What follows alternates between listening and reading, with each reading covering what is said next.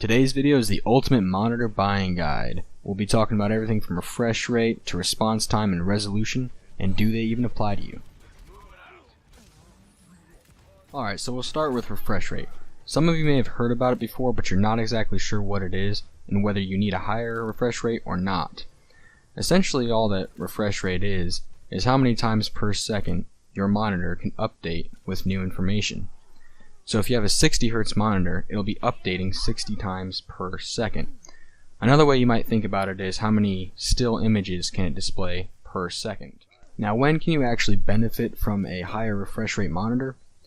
Well, if you have a 60 Hz refresh rate monitor, you're going to be limited to 60 frames per second. Now, if you have a budget-oriented PC and you're not even seeing 60 frames per second on your games anyway, I wouldn't worry about it, because the only benefit you're actually going to see is in everyday use, like on your desktop.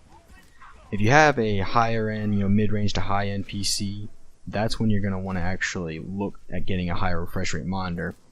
For instance, I have a GTX 1080, so I'm seeing frame rates in the hundreds, a lot of times closer to 130, 140 frames per second in most games. Now, because of that, I benefit greatly from having a 144 Hz monitor, because I actually can see the frames. With my previous monitor, which was a 1080p 60 Hz monitor, I wasn't seeing those extra frames, and that's what a lot of people don't realize, is that even if you're getting 90 frames per second in your game or whatever, you're not actually seeing those if you have a 60 Hz refresh rate monitor. Now, unfortunately, I don't actually have a way to show you the difference between 60 and 144 Hz, because if you're watching this on a 60 Hz monitor, it's going to look the same side by side. With that said, the best way I can describe it is if you're on a 60 Hz monitor and you drag your mouse across the screen, it's going to look a lot choppier in comparison to 144 Hz.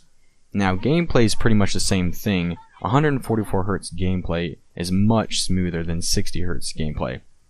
So to summarize it all up, if your graphics card is giving you more than 60 frames per second on your games, then you will see an improvement with 144 Hz. And if you've got the extra cash to afford it, I would definitely go with it. Next, we'll talk about monitor response time. Essentially all that response time is how long it would take an individual pixel to turn from black to white. Now, you want to make sure to not get this confused with input lag. What input lag is how long it would take a keystroke from your mouse or your keyboard to actually show up on your monitor. Now, does response time really matter? I personally would say it doesn't matter as much currently, because even the budget monitors are coming out with around a 4 millisecond response time, which, at the end of the day, they are milliseconds, and for general gaming, it's not going to make a difference. I personally just came from a 4 millisecond response time monitor, and I'm currently on a 1 millisecond response time monitor, and I don't find any difference at all. With that said, there are gamers who swear by it, and they say they can tell the difference. So if you're a gamer who's going to be playing a lot of CSGO or a really competitive game like that, I'd encourage you to buy a 1 millisecond response time monitor, but I wouldn't worry about it too much otherwise. So what exactly is resolution? You've all heard of 1080p, 1440p, and 4K, but what do they actually mean?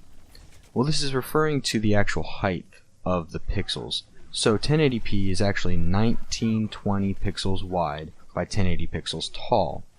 Now if you multiply that together, you get 2,073,600 pixels, and that's how many pixels you'll actually be viewing when you use that monitor. 1440p is 2560 by 1440, and that comes out to 3,686,400. Now 4K is actually 4 times 1080p, and that comes in at 8,294,400 pixels. Now this is all well and good, but what benefits will you actually see in game? Well, when you get a higher resolution monitor, you'll notice that lines and edges, especially in game, get a lot crisper and a lot cleaner, and therefore they'll look a lot more realistic. So especially in any photorealistic games like The Witcher 3, you're going to notice this tremendously. The only time I would recommend that you not get a higher resolution is if your graphics card can't power it. So if you're going to be getting 30 frames per second but have a higher resolution, you probably want to look at either upgrading your graphics card before you buy the new monitor, or just sticking whatever current resolution you're at. With that said, you need to think to yourself, what's more important? Is frame rate more important? Is refresh rate more important? Or is resolution more important? And it's just all these different things you gotta weigh out and do a cost-benefit analysis to them. One other thing I'd like to talk about is scaling issues with higher resolutions. Because of the fact that 4K's got so many pixels, a lot of times you'll have scaling issues with applications like iTunes, and also icons on your desktop will become a lot smaller. And you can, using Windows 10, make the scaling 150 or 200%, but when you do that, a lot of times the icons will become really, really blurry, and this will bother a lot of people. So some people don't really like 4K because a lot of applications are not actually optimized for the higher resolution. So some people stay away from 4K just because of that reason alone. Now, I just went from 1080p to 1440p, and the scaling issues at 1440p really aren't bad. I do have a couple of applications, icons on my desktop that are a little bit blurry, but for the most part everything scales perfectly. And as far as iTunes and everything, I don't personally have any problems with those scaling, so you want to keep that in mind as well. One thing that you should be aware of when you're buying your monitor is the size of the monitor. The size of the monitor will determine the pixel density of the monitor, and the reason that matters is if you take a 1080p monitor and blow it up to 27 inches, the pixels are far enough apart that it becomes pretty easy to see the individual pixels, which will kind of ruin the immersion experience when gaming and can sometimes even hurt your eyes a little bit.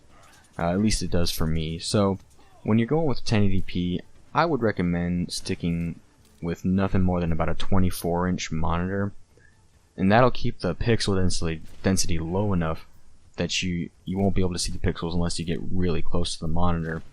Now, when it comes to 1440p, you can go with a 24-inch if you want, but then you'll start to have some major scaling issues because the pixel density is so tight. So when it comes to 1440p, I would recommend a 27-inch monitor. That's what I'm currently using. Now 4K, you got to be careful with because a lot of 4K monitors, they're more like televisions. You'll see a lot of people on YouTube when they do 4K reviews and stuff, they're actually using 4K TVs. So keep in mind the size of your monitor when you're buying it and how it relates to the resolution, and do some more research on that before you buy. Now the last thing to consider when you're buying your monitor is IPS versus TN. What IPS stands for is in-plane switching, and TN stands for twisted pneumatic. Now you don't really need to worry about what these mean, and if I was to explain it, it'd make this video way too long. But really all you need to know is IPS is going to have more vibrant and most importantly more accurate colors, but it's going to have a longer response time, whereas TN is going to be the 1 millisecond response time monitors, but it's going to have less accurate colors. The only time you really need to worry about this is if you're planning on doing a lot of graphic design in addition to your gaming, and that's when you would obviously need to have those accurate colors. Other than that, I wouldn't worry too much about it. I myself have used both. I used a IPS monitor and a TN. There's definitely a difference, but for gaming it's really not huge, and you can usually tune the settings on the TN panel and get them pretty accurate. So just a thing to consider when you're buying. One last thing I want to touch on is triple monitor setups. Are they worth it? Should you consider getting one or not? Now, I used to have a 1080p triple monitor setup. I started with one monitor and then thought to myself, hey, if I just buy 2 more monitors, I'll have myself a triple monitor setup. And so I got a little extra cash and bought the extra 2 monitors. And here's the thing about a triple monitor setup.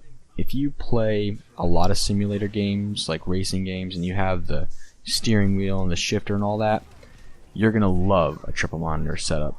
It's going to be extremely immersive and a heck of a lot of fun. The problem is with first-person shooter games and a lot of games on the market, they're just not optimized for a triple monitor setup, and rather than rendering 2 extra screens worth of game and giving you that advantage, it'll only render about half the screen on the left and half the screen on the right, and it'll just stretch the rest of the image across the screen. And the problem with stretching is that it really does ruin the immersion experience. Images in the game, like items in the game, will seem closer than they actually are. So you'll see somebody on the left screen, go to turn around, and they're 4 times as far as you thought they actually were.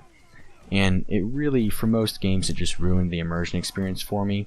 It also is kind of tough with first-person shooters because a lot of times the HUD is stretched across on multiple screens, and that can also hinder you quite a bit. So for competitive multiplayer games like CSGO, you definitely do not want to use a triple monitor setup, at least if you care at all about your KD ratio. Now, some games like The Witcher 3 that I played were actually very enjoyable on a triple monitor setup because they're well optimized, but I just found that the majority of games are not optimized at all, and so it's just the benefit is not really worth the cost. Let me just say that, because for the cost of a triple monitor setup, you can get a 1440p 144Hz monitor, which I personally find much more enjoyable than a triple monitor setup. So to summarize it all up, the only time I would ever consider getting a triple monitor setup and spending the money on it is if you're going to be playing a lot of simulator games.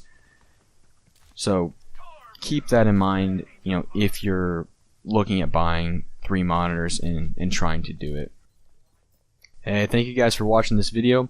If it did help you out, please let me know in the comments, and if not, let me know what I can improve upon next time.